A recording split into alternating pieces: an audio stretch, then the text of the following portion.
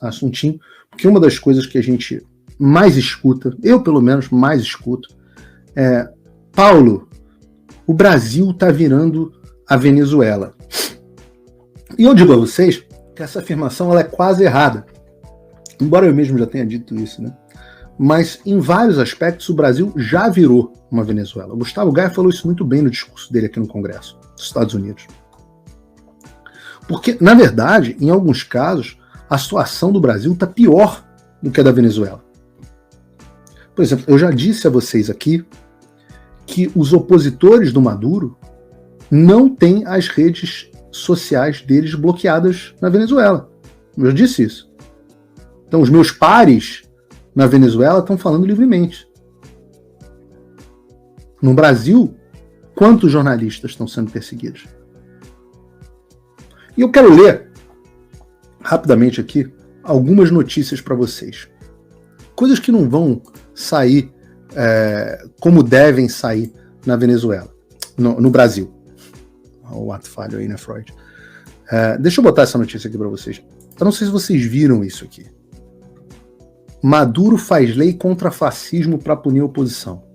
Maduro pretende apresentar um projeto de lei legislativo para combater o fascismo. Você já ouviu o Lula falar alguma coisa parecida sobre fascismo? Não. Em resposta aos protestos da oposição contra o seu governo. Vocês sabem que o segundo inquérito que o Xandão abriu dos inconstitucionais foi do atos antidemocráticos, quase atos fascistas. Depois virou milícias digitais. Maduro anunciou a criação de um alto comissariado de Estado contra o fascismo e o neofascismo, para apresentar à Assembleia Nacional um projeto de lei contra essas expressões na política e na vida nacional. Isso é uma resposta aos atos de violência que o país sofreu em 2014, 2015 e 2017. Vocês já ouviram esse discurso aí sobre que foram chamados de atos de violência e que justificam uma legislação para perseguir opositores? Ou que justificam a perseguição de opositores? Só familiar, não. Os atos a que elas se referem são manifestações contra o governo de Maduro. Centenas de pessoas morreram. Segundo Rodrigo, os protestos tiveram graves consequências para a economia, blá, blá, blá. Vocês ouviram alguma coisa parecida depois do 8 de janeiro? Na Venezuela, nem o fascismo não passarão. Não passarão. Vocês já ouviram essa expressão, não passarão? E enquanto isso, Maduro indo para o terceiro mandato consecutivo, não tem mais limite de mandato. Mas você deve lembrar, no Brasil, as pessoas foram presas sem lei. O Maduro aqui, pelo menos, quer fazer uma lei. O Alexandre, nem isso. Ele não precisa de lei. Ele prende sem lei. Ora, o Gilmar Mendes vai para a TV portuguesa dizer que não teve tentativa de golpe, mas vai lá e prende e manda gente por 17 anos, pai de família, para prisão, por golpe, por abolição do Estado de Direito. Ele não precisa fazer uma lei. Ele pega uma lei qualquer na prateleira, mesmo que ele saiba que não houve violação daquela lei, ele usa. Mas vocês entendem que a Venezuela e o Brasil é a mesma coisa, é a mesma situação, mudam os meios. O Maduro tem a Assembleia Nacional na mão, então ele dá essa aparência de legalidade. No Brasil, a aparência de legalidade, como eles não têm o Congresso na mão, eles dão um jeitinho brasileiro. E aí vão para esse judiciário que é aprovado por 17% da população. Mas é a mesma coisa. No Brasil não tem o legislativo, mas o judiciário e o executivo estão alinhados. O ministro da Justiça era do judiciário e o juiz era ministro da Justiça, do Lula. O Congresso, ele está só amedrontado, mas ele ainda não é totalmente controlado. É parcialmente comprado, mas ainda não é totalmente controlado pelo regime. Mas se fosse, no Brasil ia ter lei antifascismo também. A outra notícia que está aqui são as prisões. Né? A gente usa o Henry Alviarez, presidente do partido da oposição Vente Venezuela, a ex-deputada Diagnora Hernandes, Daniel Silveira, alô? por supostas ligações com planos violentos para próximas eleições. No total, 7 membros do partido foram detidos. Assessores da Maria Corina Machado, que é a opositora do Maduro, e ela está inelegível. Opa, vocês tá sono familiar? Principal candidato de oposição inelegível e seus assessores presos? Quantos assessores do Bolsonaro estão presos?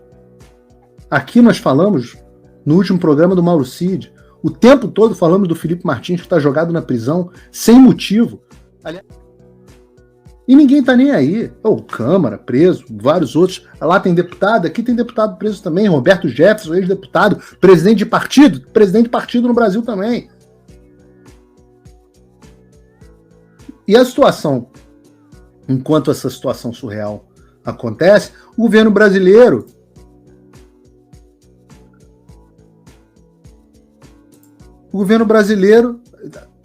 cadê o governo brasileiro? O governo brasileiro faz um mise-en-scène dizendo ai, ai, ai, Brasil e a Colômbia.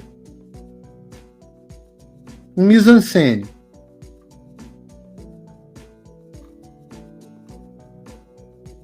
E a Venezuela fica revoltadinha, repudia o comunicado do Brasil.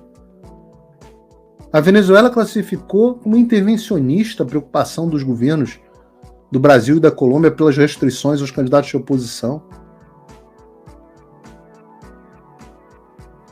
O Brasil só falou assim, não tá pegando bem isso aí. Mas ficou quieto. A condenação maior foi dos outros lugares.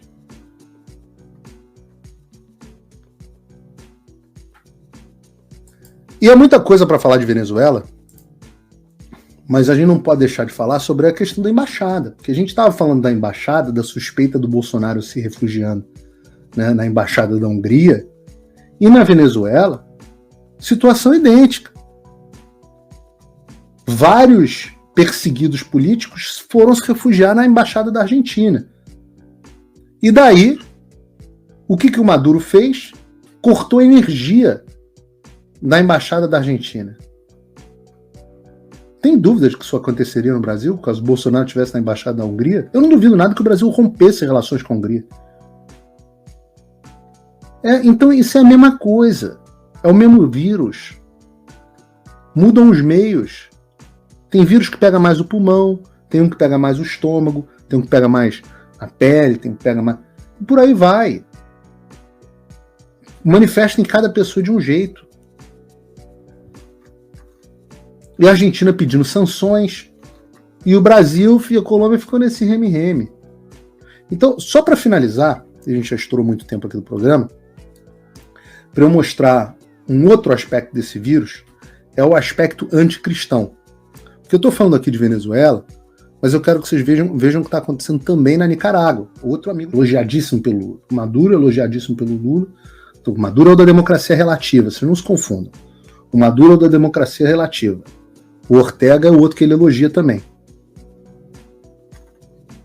Ditadura da Nicarágua volta a proibir celebrações de Semana Santa. A Nicarágua proibiu as celebrações públicas de Semana Santa da Igreja Católica pelo 2º ano consecutivo, em meio a outras medidas repressivas que também afetaram organizações protestantes, não são só os católicos. Tradicionalmente, durante a Semana Santa que antecede a Páscoa, a Igreja Católica organiza coloridas procissões religiosas nas ruas das vilas em toda a cidade da Nicarágua. No entanto, o regime, liderado por Daniel Ortega, amigo do Lula, tomou medidas para limitar essas celebrações, restringindo ao interior dos edifícios da igreja. Recentemente, a vice-presidente Rosário Murilo, esposa do Ortega, lá, a vice-esposa dele, indicou que as autoridades substituirão as procissões religiosas tradicionais por procissões populares, que propagam a ideologia.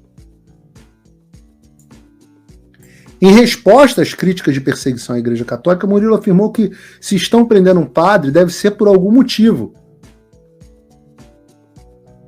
O governo Ortega também tem direcionado medidas repressivas não apenas à Igreja Católica, mas também às organizações protestantes. Desde 2021, o governo fechou... Evangélicos aqui, né? Desde 2021, o governo fechou e dissolveu 342 organizações religiosas, sendo a maioria delas organizações evangélicas. Essas ações fazem parte de um padrão de fechamento de ONU, com 256 organizações evangélicas encerradas desde então. Vocês estão ouvindo isso, porque eu falo que é o mesmo vírus, é a mesma ideia. Quando vocês virem o que está acontecendo com o Silas Malafaia, quando vocês virem o Barroso dizendo que é preciso acabar com o abuso político das igrejas, quando você ouviu o Lula dizendo que o Deus do Malafaia não é o Deus dele, lembrem, isso aqui eu não podia falar durante eu não podia falar durante as eleições. Era proibido na Jovem Pan. O jurídico disso tinha ordem do TSE proibindo falar isso. Agora eu vou falar. Agora eu posso falar. Que eu não estou mais na Jovem Pan. Então, graças a vocês que me apoiam. Por outro lado, eu preciso do apoio de vocês. Então, agradeço imensamente a audiência. Peço, mais uma vez, façam um encarecido apoio, porque está sendo necessário. Pedido para que vocês apoiem. Peço mesmo que vocês apoiem.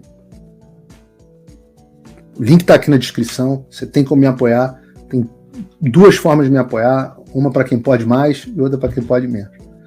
Mas se todo mundo apoiar, pô, vai ficar muito melhor.